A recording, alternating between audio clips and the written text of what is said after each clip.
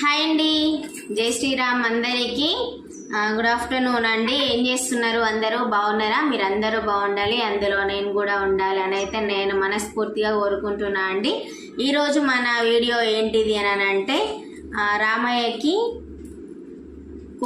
గోటి తలంబ్రాలు అంటే ఏంటిదంటే, రామయ్యకు శ్రీరామనవమి రోజు కళ్యాణం జరుగుతుంది కదా అండి.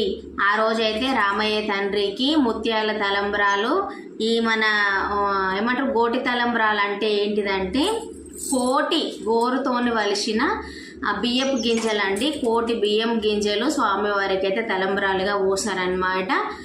మనకైతే ఇవి భూపాలపల్లి జిల్లా, జయశంకర్ భూపాలపల్లి జిల్లా చిల్పూరు గ్రామానికి చెందిన హాయ్ అండి, జై శ్రీరామ్ అందరికీ.